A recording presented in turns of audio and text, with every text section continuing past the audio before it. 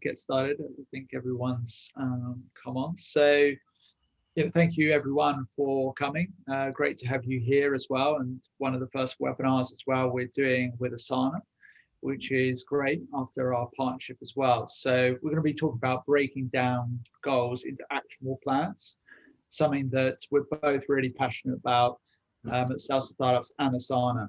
A lot of founders, leaders of companies are often making that mistake of having great ambitions and goals, but not actually a plan to execute against. So today I have with me Holly from Asana. I'll let you introduce yourself as well and a little bit about yourself too as well. Be great, Holly.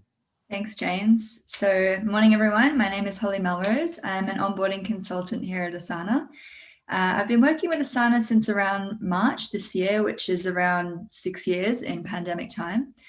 I've been in various client success roles in the tech space for around 9 years and working with many different people and organizations. So everyone from tech founders and small business owners through to C-level executives at multinational corporations to connect them and connect them with the resources and people that they need to speak to make sure that they receive value from their investments. So at Asana, I work to support our growing customer base, conducting time-bound engagements with customers, particularly at the most critical stages of their life cycle. So I help them to leverage the Asana change management strategy. And using that as well as product knowledge, I aim to understand their core workflows and help them to navigate and drive adoption of Asana as a new way of working within their business. And I am intrigued by almost like a participant as well, healthy living. What are the key tenets of that? What do you mean by that? Yeah, that's definitely my weekday regimen. Healthy living, I like to exercise, work out, do yoga, that sort of thing. And then on the weekends, balance it out with a little bit of, wine or exploring some pubs in London and that sort of thing. Big traveler as well. So I just moved to London this year in February, just before lockdown, actually, from Sydney. So hoping to get back to that at some point in the near future. Yeah, it's quite interesting. I have a friend that's almost done the opposite as well. Gone to Sydney as well for the first time during lockdown. So yeah, welcome, and hopefully everyone's been very hospitable in this remote environment as well. So good to have you here today. So in terms of why are we here, let's break this down a little bit more. There was a recent study done by the conference board that estimated that 60% of strategies built by leaders of companies are not successfully executed and was a major reason for failure as well. So for us, I think the way that we skin this problem is saying that there are sometimes some great strategies, but there's not the plans to accompany those strategies. So they're very hard to execute. And hence we're often executing on dreams and wishes rather than on plans. And that's really not what we want to be doing as senior leaders in our businesses as well. So hopefully we'll counteract that problem today with a systematic way of breaking that plan down from the overarching strategy. So in terms of today in the agenda, we split it into 3 sections. Got the planning and preparation, obviously going into building the plan, which is the second section. And then the third is how do we measure and keep track on that plan that we've created as well? What are some of the analytics and tools that we can use in order to make sure that our team are focused and we're executing on the right things consistently week in, week out over a time period. So planning and preparation. So this is the first part as well. It does start with the planning, as you can imagine. There are a couple of key elements to this as well. So first and foremost, when you're looking to maybe build a new plan, for example, a lot of people now are looking at the next quarter and what that will look like. So what are those goals and outcomes you have for that quarter? And then in order to get from where you are today to where you want to be, whether that's say a revenue number or number of customers, for example, in terms of that metric, what are some of the problems you've noticed in your organization from getting you from A to B as such? And then what we then need to do is go one step further and actually look at the root causes of the problems. So it's not just the correlation of problems or the surface level problems. It's actually looking at why these things are happening, the who, what, and when of the problem as well. So we can really understand and then create a solution that helps that. Obviously, when we then start to brainstorm and start to think about creative solutions, we need to weigh up those options and also our own assumptions. For example, if we're not necessarily a skilled marketer, we might not necessarily look at a marketing focused plan or take on a new strategy or channel that is outside our comfort zone. That could be a good or bad thing, but it's obviously weighing up those assumptions when you're looking to prepare that plan. And then once we've got that, we can then start to build, a plan and ultimately a business as well. We put here the machine to actually grow your revenue, grow your profit, grow your number of customers, and get greater traction in the marketplace. So a couple of things as well, and if you've got any questions as we go, feel free to put them in the chat as well. As I go, we can certainly round up towards the end as well with any questions you guys have got. But in terms of structuring your plan, there's first and foremost, you've got to think about the time frame. Okay, is that a 30-day plan? Is that a 90-day plan? Is that a 6-month plan, a 12-month plan? In terms of the companies we work with startups, B2B tech startups, 90 days is our preferred time frame. Everyone has different opinions, but we've evolved and tested many of these different time frames to see what works best. We think 90 days a long enough time, but also actionable in terms of the here and now as well. So the second one, platform. Where is this plan going to be housed? I think now in the current day, we've moved away from the point of having a plan in a PowerPoint or over email, get that PDF, download V1 that was sent back 3 months ago and see whether we hit the plan or not. I think that's very different to how we work in startups now. So you've got to think about where that plan is going to be housed so people have access to it. Thirdly, what are the expectations of the team in terms of interacting with that plan? So we've got this plan housed in a great place that's accessible to all. But what are the expectations of the team to how should they be, how often should they be logging into the plan? Do those comments go on the plan? Do those ideas go in the same place as the plan? You need to outline the expectations of the team so that they don't fall into the common behavior of, oh, that was the leader's plan. They created that 60 days ago. Let's just leave that there. Measurement and milestones. One of the biggest mistakes of companies as well when creating plans is actually setting up milestones. We often say want to grow, our revenue, say from 500,000 to 1 million, next quarter. But what are those milestones? What does, say, the first 2 or 4 weeks look like? How are we going to track that? What are those intermediary milestones getting up to that goal? Because otherwise it will feel like you are always failing until you even hit the target. Now, that's not necessarily the way as well that our human mind and psychology is engineered to almost pit off pleasure as well for long periods of time. We just need to feel that we are making progress, as that brings us fulfillment and happiness as well in terms of our daily work and our culture as business. And then finally as well, just thinking about the working practices, what's going to be housed there, are attachments going to be uploaded, and when are we going to review that plan? How often are they going to be over Zoom, for example, in terms of the working practices that you guys install? So just giving a high level overview of how it could look like. So you will have your quarterly master goal. We'll just use some illustrative numbers that sort of align with some of our startups as well. So you might have a 475,000 master goal, and then you need to break that down into a couple of key results that are going to enable you to hit that number. So for example, you would look at maybe getting a portion of that 215,000, this example, from existing clients. And then your second key result would be to close 260,000 from net new clients. And then you've also got, in order to fulfill obviously a greater revenue curve potentially next quarter as well, you've got to bring on 2 new salespeople. Okay, so then from those key results, you can then build in the milestones that are going to exist, say, over a 90-day period. and then break that down. Okay, so if we're going to get 215,000 from existing clients, what's that first 2 weeks look like? What's the milestone at week 4, week 6, week 8, etc.? So we know that we're making progress, and then obviously we can align that to some of our forecasts, and the same with obviously net new clients and the revenue there. And then also the milestones in terms of hiring new people. For example, at the early stage, that might be, the job advert, the job spec, putting on the job boards, receiving those first few applications, doing the first round of interviews. You've got to start breaking down that big goal of hiring 2 new salespeople. And that also needs some clarity as well within obviously that headline objective. So is that e-signature on the contracts when you talk about hiring and onboarding new salespeople, or is that actually having their first day to obviously include any notice period you've got? So just clarify your objectives when doing that. And we've also outlined just an overview of how you can obviously break that down in terms of the sprints that we'll go into talk to more detail later on today. Cool. So I will switch over to you, Holly, so you can run from here. Excellent. Thank you so much for that, James.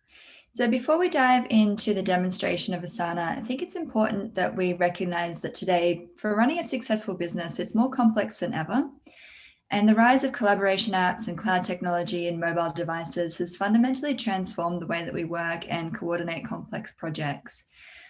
Unprecedented events have accelerated both the advancement and the development of these new technologies, and as well as our adoption of them. Unfortunately, the growing selection of tools is not always translated to business growth or increased effectiveness. And recent research from Asana suggests that only 16% of people say that their companies are effective at setting and communicating goals, while 26% have a clear understanding of how their work relates to company goals. Spreading work across siloed point-to-point solutions like spreadsheets and email has created a disconnect between everyday work and team objectives and your organization's mission. Teams are unclear about how their work supports their company goals, and individuals feel disconnected. As a result, businesses are less organized, less effective, and less likely to achieve their mission. In fact, 53% of people say that email is the most used tool for tracking goals in companies globally. And that's closely followed by spreadsheets and in-person meetings, which is very hard to scale, as we know. Asana's work management platform is the single source of truth that teams need to bridge the gap between daily tasks and organizational impact. With Asana, you can set, track, and manage company goals in the same platform where teams are coordinating work, creating a complete pyramid of clarity.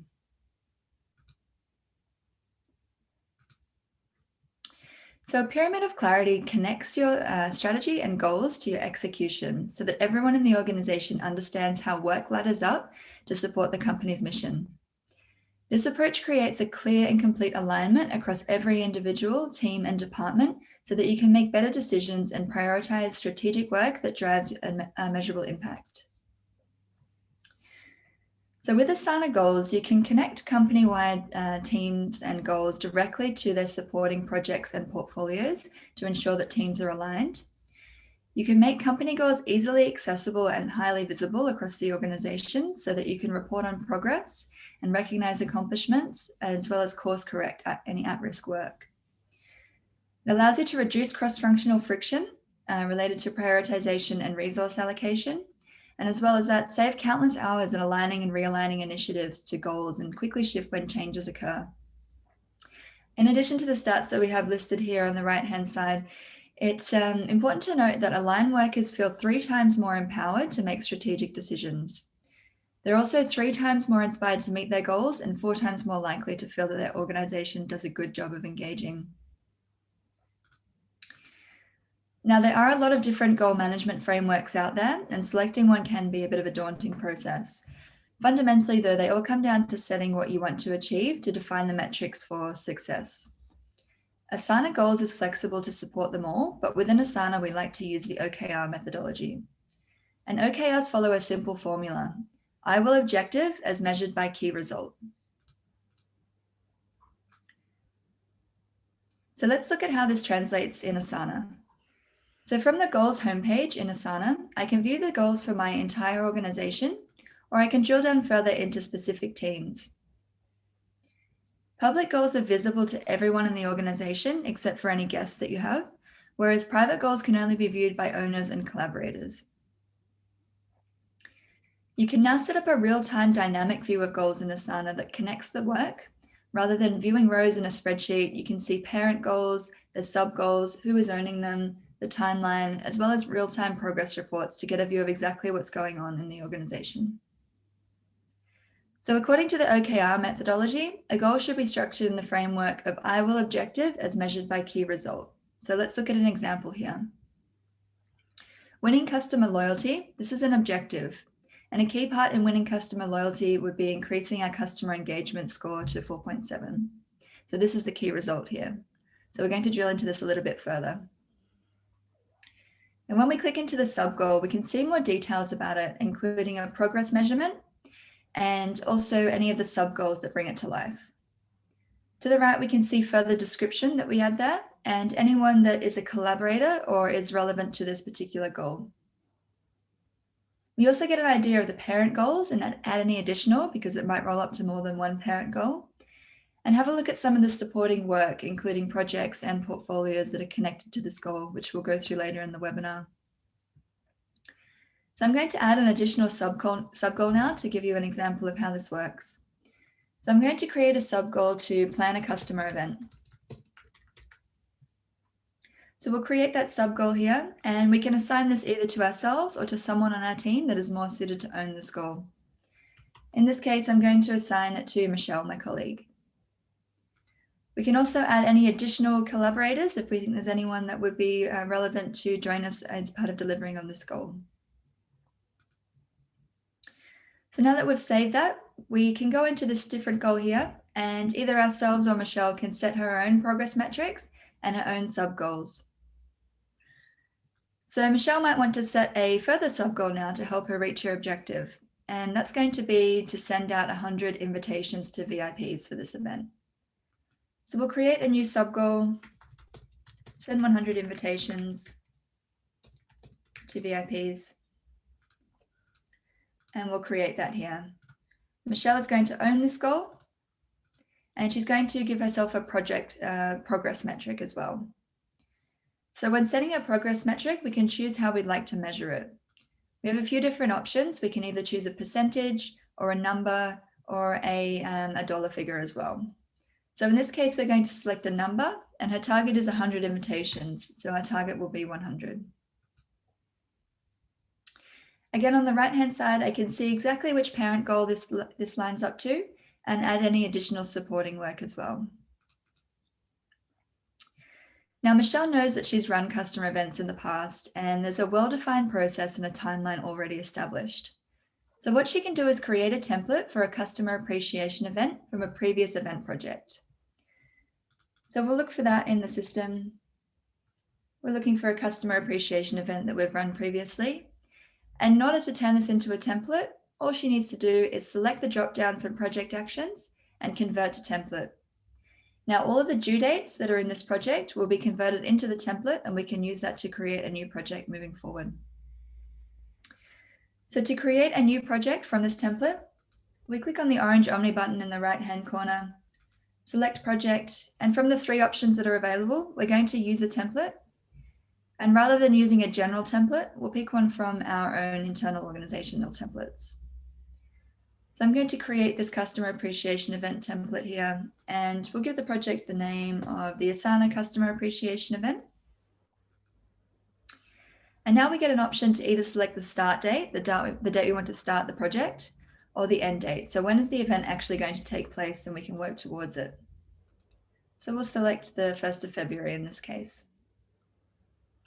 Now this is going to take a few minutes to populate, so we're going to come back to this project a little bit later in the webinar when we talk about the different project views and as well as projects and portfolios. So for now, I'll hand this back to James. Cool.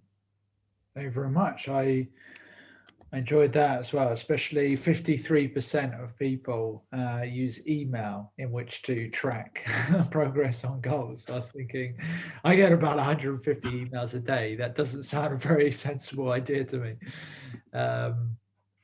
So yeah, thank you for that as well. So I'm going to talk about the management of production. So now we're at a point of we actually want to start creating the plan. Obviously, as Holly started to indicate as well, breaking down those goals into obviously the plans as well. So I think visibility is pretty key. I also a quick tip as well that Holly probably in a subvert way showed the from and to metric is really quite a good way of doing things.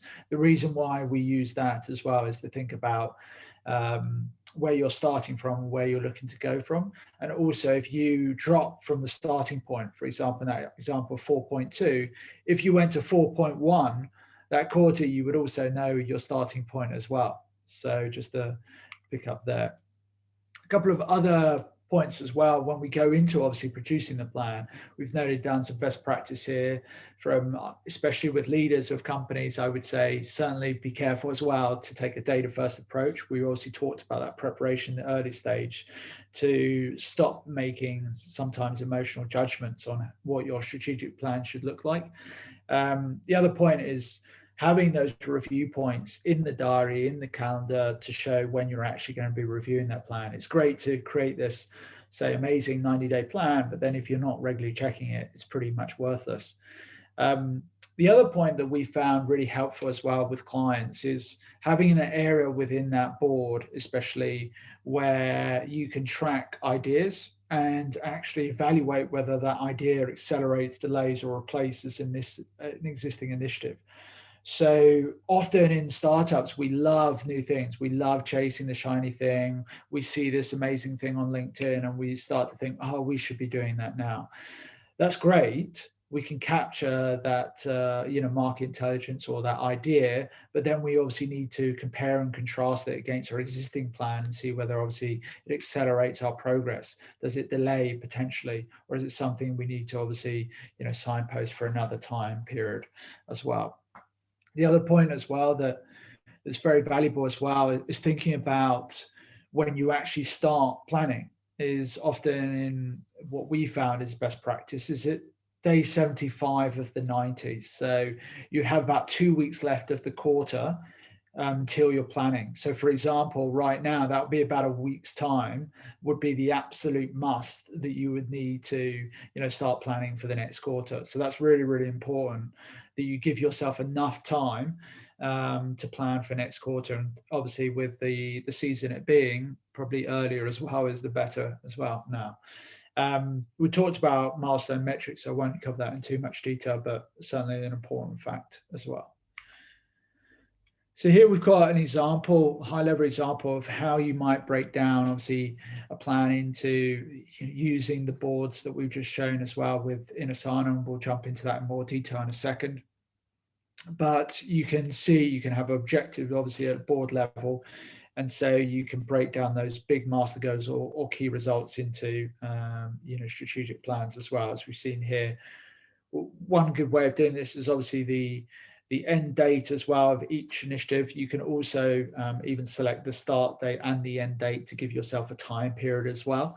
But here's just an example plan that we've run with a client within that 90-day horizon as well. So this is obviously going to be bespoke to you. This is not saying that you need to follow these 9 objectives exactly in this order for your business, but just to give you an idea as to how you can put it into practice.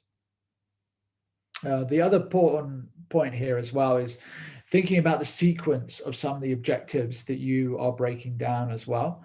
A lot of value in strategic planning comes from the sequence of objectives or initiatives that you're running in your company. So sometimes if we were to alter the order, we can actually sometimes alter the effects and the results in our company, whether that be customer acquisition, whether that's customer renewal, as we saw in the example of gaining revenue from existing customers. So be wary of that as well, that when you're building your plans, actually think about how the objectives align with each other and how obviously the sequence can be really important even to the latter objectives as well. Cool. So I'll switch over to you, Holly. I need to stop sharing to look at timelines and calendars and actually putting the plan on the map. Thank you, James. Excellent. Okay, so I've navigated back to our customer appreciation event, and James was giving you an example of what our projects look like in a board view. Obviously, there are a couple of different ways that you can view them. You have a list, which is quite typical of a starting project, the board view, but you also have these timeline and calendar views as well. So with Asana, you can see tasks and projects in a calendar to help you manage your time and workload and deadlines. And there are a few different calendar views in Asana. So you can see your personal task list, for instance, any project and all of your team's projects in a calendar format. It's also visible on our mobile app, so you can quickly review and reschedule work when you're away from your desk. But calendar is a great view for projects like editorial calendars to easily see where you have content gaps, or event and sprint planning projects to make sure that deadlines are reasonably spaced out. You can easily change due dates by dragging and dropping them on the calendar, and assignees, if it's not yourself, will receive a notification about the change. You can also use calendar filtering to switch between custom fields to quickly spot top priorities and content types and approval status, for instance, whichever you have custom fields for. For planning projects, however, that are on a deadline, you might like to try using timeline instead. So timeline will help you with managing dependencies, but it's good to have a solid schedule before you start and keep track of your team as work changes. So timeline is a beautiful living view of how your work fits together that helps you start projects on the right foot and hit your deadlines. So with timeline, you can create a project plan that shows how all of the pieces in your project fit together, and share plans as well to get buy-in and give everyone confidence that your team will deliver on time, as well as adapt your plan to problems as they arise and work that inevitably changes to keep your project on track. You can easily set dependencies, which you can see here with these lines, just by hovering over the task and clicking the little ball just above it and dragging it to the precedent task there. So timeline and calendar view give you a different insight and can be used for different purposes. So they're both project views and you can always toggle between them. However, there's a couple of different things that you should consider when choosing whether to use the timeline or calendar view. So timeline should be used when there is a deadline. You have an end date for your project. When your project has dependencies or work needs to happen in a certain order, and you want to create a project schedule and see progress towards it. And also, if you'd like to be able to plan and share with executives or other teams or stakeholders on the project, that's when you should be using timeline. Whereas calendar is probably the most suitable option if your project is ongoing. The tasks are more independent of each other, and you like to get a glimpse of work that's happening either on a daily, weekly, or monthly basis. It's also good to use if you're planning your own schedule in your My Tasks or your team's overall schedule. That's it on timeline and calendar from my side, James. Yeah, it's very good. I definitely agree with you as well that timeline is certainly needed for the more executive overview rather than the calendar we use a lot for individual tasks. It makes a lot of sense as well that you can still have that ability to check off those key tasks for the day. But then obviously when you're looking at how projects relate to each other over a longer time period as well, obviously the calendar's not as helpful as the timeline. So cool. Okay, let's jump back in there. So a couple of things in measuring and tracking, right? This is often an oversight of a lot of people, as we said earlier, that you set up a lovely plan, you've written this amazing initiatives, but then you actually fail to track your progress along the way. So we're going to talk about a couple of key points as well as some of the features as well we can use in a tool like Asana as well to help us do this, on a daily, weekly, and monthly basis as a company and as teams. So a couple of things as well. We talked earlier about capturing new ideas, having that in one place on your plan to enable you to make that comparison really helps, and to also incorporate that into your team agenda with regards to those sprint review calls that you might be having right now. The other one is using the dashboard feature as well is quite helpful to looking at overdue tasks. Where are things lagging at the moment? And especially when you've got dependencies, that's really, really helpful as well, because you know that in effect you're having a cascade effect on your delay. because you know, if I don't do this task by this time, that means the next one's going to be late, and the next one's going to be late, and then that means that maybe the whole overall objective may be late, which may have obviously a business impact value to you as a company, which clearly probably the CEO and the investors and the leadership team might not be happy with either.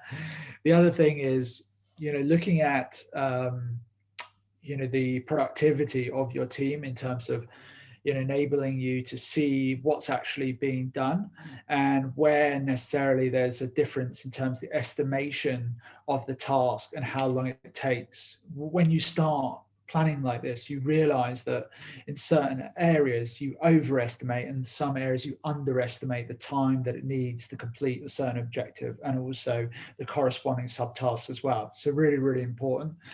The other element that we like as well in terms of measuring is a lot of it's about clarity and communication as well with the team.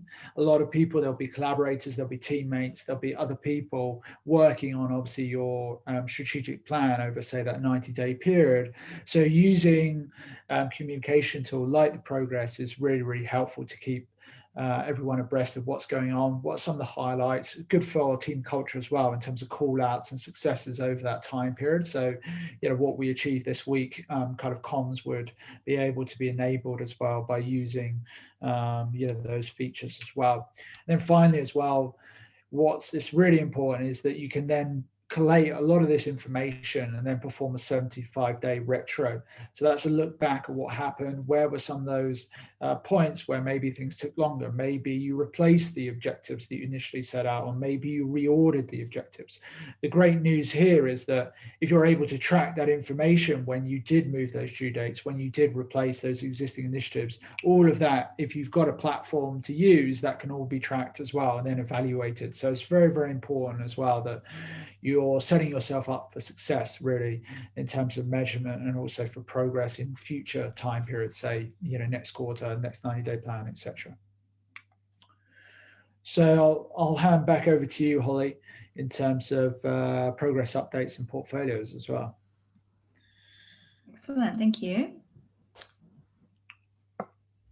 Okay, great. A minute. So now that we have our project laid out and we've captured all the information that we need, let's see how we can provide updates at the project level to keep your stakeholders up to date on the progress. So we'll click on the Progress tab here, and let's say there's some updates for our customer event and the project is on track. So 50 invites have already been sent, and we want to let everyone who is a collaborator on this project know that those invitations have been sent out. So rather than sending unnecessary emails or calling a meeting, things might get lost. People's time is obviously very valuable. We can send project updates directly to your key stakeholders. So let's say Michelle has sent out 50 invites on the project so far. We're going to click the update status button here, and we're going to tell our collaborators the latest news. So we're going to give the status update a title. We'll let everyone know that the status is on track. And here we can customize both the questions and the answers in this form. So for a summary, we might like to drag and drop the highlights on the right-hand side here that one milestone has been completed. And that milestone will be that 50 invitations have been sent out. We don't need this question here, so we can delete it. We don't have anything blocked at the moment, but our next steps, we might like to say that we have upcoming another milestone. And this time it's the 100 invitations need to be sent out. So once we've customized the report to what we need to know, we'll just post this here, and the 7 people that are collaborators on this project will be notified. They'll receive an inbox notification to let them know the latest status of this project. So on my status update page now, I can see that we're on track. My latest update is here, and I can see the upcoming and completed milestones for this particular project, as well as any goals that are supported by this project. Now we know that we created a goal earlier to plan the customer event, so I'm going to add this as a goal that this project is supporting. So now we can navigate directly to our goals page from this project progress page. So now, so far we've been working on a single project, but likely in a typical day for each of you, there is more than one project in progress. So in Asana, a portfolio can be a collection of projects that contain existing projects or that you're already working on, and allow you to have a bird's eye view into multiple projects all at once. So I can navigate here to my portfolio section in my left-hand side panel, and I'm going to use this customer success projects as an example. So you can see here, I've already included our Asana customer appreciation event as one of the projects in this portfolio, as well as other projects that are related to customer success. So here in the portfolio view, we can see the name of the project. We can see the latest status update that we just created here. We can also see task progress. That's either by a number of tasks that are completed, or we can change this to milestone and see how many milestones are completed instead. We can see dates, add custom fields here, and also see who owns those projects. So portfolios can be shared or exported to give your stakeholders within your organization insight into what is happening with the projects in a particular grouping format. And we can now see how the rest of Asana Work Management Platform comes together to assist in achieving these goals, in particular with Workload View. So with Workload, you can see everyone on your team and their capacity based on tasks that are assigned to them in Asana. You can spot trouble spots and staff who are overworked or projects that are understaffed. And Asana lets you reallocate work so that no one gets burnt out and that teams can rally together to use all the tools at their disposal. And finally, to link this back to the goal, we simply revisit our goals page, look for the particular project that we were working on or the goal that we're working in, which is improving our engagement score. And now Michelle's going to go to her goal status. She's going to update the progress of her goal, let everyone know that she's on track. She's currently sent 50 of those 100 invites out. And she's going to link her portfolio here, her customer success projects portfolio, so that there is some supporting work there that is listed. So this connects your strategy and your goals to execution so that everyone in your organization understands how their work ladders up to support the company mission. So thank you. That's it from me, James. I'll hand it back over. Cool. Yeah, I've been here since the early journey as well, where a lot of these tools we didn't have. I remember when we didn't have portfolios, we didn't have goals, we didn't even have the board and list view. I remember speaking to the team as well and saying that we should have a board and list view so you could interchange between the two. So yeah, it's amazing that we have these great tools, and obviously you said the workload and resource planning is also one of the new features. So yeah, lots improving, lots going on as well, which is great to see. So yeah, I think especially when you're trying to run different divisions in our field of commercial operations and revenue ops, like marketing, sales, and customer success, and obviously having some independence there, but also some interdependence and some clarity for the rest of the organization. It's really good to use portfolios and obviously link those to the strategic goals as well. So yeah, thank you very much. So going to go back to questions as well.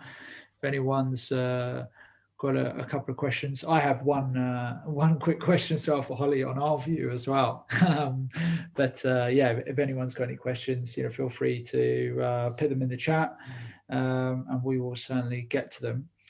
If while we're waiting on that, Holly, maybe I just ask you about that milestone piece as well, because I don't think we are able to see shift milestones into the progress update. I don't know why that is or how that is. Okay. But that's quite interesting you showed that, because I haven't seen that before done. Yeah, in the portfolio view. Okay. Is that the one you're referring to? With the, yeah, where you can drag the milestones into the progress updates and then right, yes, update to the team on the board. I haven't seen that before. Yeah, absolutely. That's actually a really great feature. I might just share my screen again just to go through that in a bit more detail. So with our progress reports now, when you do update the status, first of all, the questions that you save from the previous update will populate automatically. So you don't need to recreate the same questions each time. Yeah. But we also have some great little charts there as well. So if we wanted to add a question here, for instance, in complete tasks, what we could do is actually drag and drop incomplete tasks by assignee, and that will show us everyone in this project and the amount of incomplete tasks that they have. or we might be able to see completed tasks as well, or even incomplete tasks by section. So Asana's done a lot of work on the visualization side of things, particularly with these progress reports here. And also with our dashboard as well. So it kind of filters into the dashboard reporting that we have for our projects now. Yeah, and that's what we were saying earlier, wasn't it? In terms of like looking at the overdue task, looking at what's incomplete, we can use the dashboard view to see that. You can see the 2 overdue tasks there, so you can click into that and see what's lagging. I think especially when in startups, the benefit that we have is often we have quite flat structures and the ability to make decisions quite quickly. So, knowing what's there as well. We've got a question from Paul as well around what aspects are paid and what is standard in terms of the Asana platform. Yeah, absolutely. So what might be easier rather than going through all of the features, Paul, is I can post a link to the licensing page in the chat. But just to let you know, some of the features that we talked about today, so timeline, dashboard, advanced search, and custom fields, those are available as part of the premium licensing. And then when you start to get into portfolios, goals, and workload, that's part of our business package. So I can post a link in the chat here to have a look at the different features and what's available as part of the licensing, if you like, or if James, if you wanted to do that, that's fine as well. Yeah. You can post that in. We've got another follow-up question as well from Paul about where can startups find support for Asana related knowledge, best practices, an example format that other Asana users have used. Basically not reinventing the wheel, he says. Also a point towards digital marketing content creation as well, using the Asana platform to do that smartly. Obviously, I've got my opinions, but what are your thoughts on that? Yeah, great question, Paul. So we have a whole range of different resources available with Asana. So we have our Asana guide, which is usually where you would go to, and I'm actually going to share my screen as well, which might make it a bit easier. So our Asana guide here, this is where you would go if you wanted to join a webinar, for instance. So we have weekly webinars on basics and advanced features. To get tips, so maybe if you're looking for help with features or articles, watch tutorial videos or complete course. So we have Asana Academy as well, which is really great for you learning all of the features if you want to become an Asana advanced or premium user. And we also do have the Asana forum as well. So I'm going to post all of these links in the chat. So the Asana forum and our community page is for people to interact on particular questions that they might have in relation to Asana and their use cases. So you can have top tips and tricks there. You'll have articles from people that are asking questions that you might be able to respond to. And also you might be able to have a look for answers to your own questions as well. So our community forum and our guides, it would typically be the place, as well as that you do have access to support@asana.com, which would be where you would go if you do have any questions around licensing or bugs or issues or any particular questions around setup. Cool. Yeah, and also as part of this webinar as well, if people are wanting to get access to a breakdown of an example 90-day plan for sales and marketing customer success, happy to provide that as well. Best way to do that is probably to go on to the Sales Startups website as well and book a call, and we can share obviously the templates and information you need.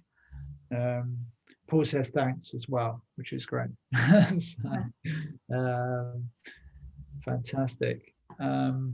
Any more questions, or I will just share as well for those who want to obviously connect with us today. I will just share our information as well. You can find us obviously on LinkedIn, Holly and myself on LinkedIn as well. We'll have that, and as we said as well earlier as well, if you do want to get any help creating your own 90-day plan as well, you can contact us as well, and we can show you how you do that, and also share some best practice and templates using the Asana platform if that's of interest to you guys as well. Cool. So any other questions? Otherwise we'll give the guys some time back in the diary. So yeah, final shout out to those that are on the call. Otherwise, we will wrap up and give you guys sort of 10 minutes back in the diary. Cool. Love your work as well from Paul. So that's kind.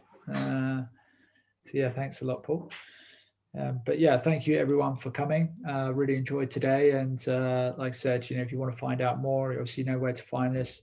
Holly's put some of the links in here as well. Obviously, if you want to find out how we build plans using the Asana platform in B2B tech companies, then reach out to us at salesforce.startups.co.uk and book a call with us, and we'll certainly help you. Katerina as well.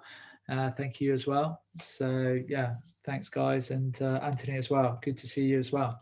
So yeah, everyone, thank you very much. Have a great day, and we'll speak to you all soon. Thanks for having me, James. Thank you, everyone. Enjoy Cheers, everyone. Bye bye now.